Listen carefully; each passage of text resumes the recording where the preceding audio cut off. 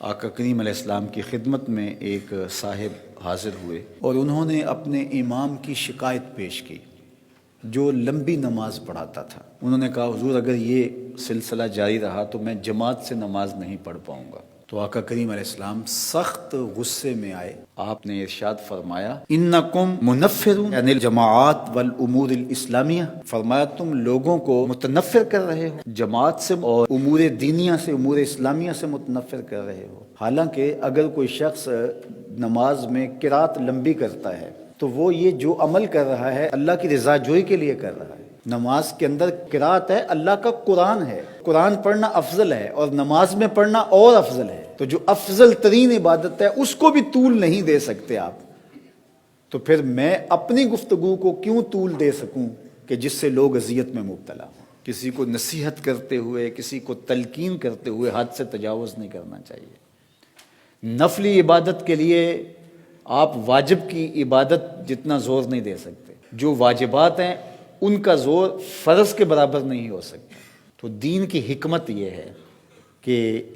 آسانی سے لوگوں تک دین پہنچایا جائے۔ ہاں جہاں دین نے ہمیں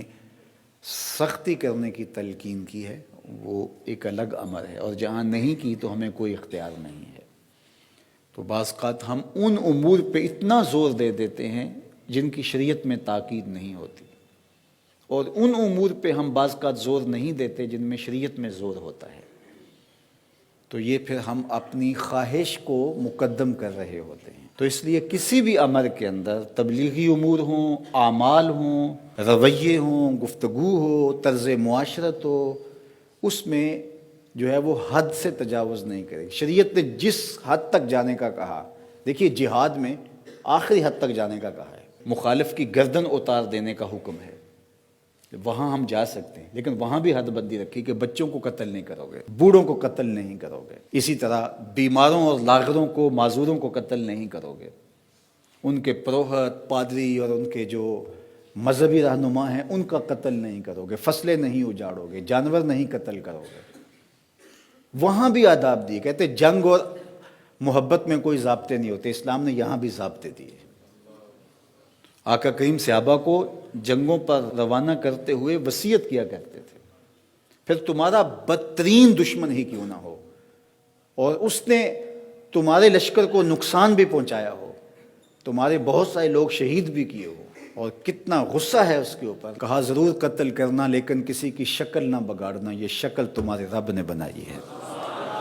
رب کی بنائی ہوئی شکل کو تم مسخ نہیں کر سکتے، جتنا بھی بدترین دشمن تمہارا کیوں نہ ہو، اگرچہ بھاولا کتا ہی کیوں نہ ہو۔ کئیوں کی جان لے چکا اور جدھر سے گزرتا ہے کاٹتا چلا جاتا ہے، اب لازم ہو گیا کہ اس کتے کو مار دیا جائے، تو اس کے پیچھے لٹھ لے کے دوڑے، بندوق لے کے دوڑے، خنجر لے کے دوڑے، اس کو مارنے لگے، پھر آواز آئی رحمت عالم صلی اللہ علیہ وآلہ وسلم کی،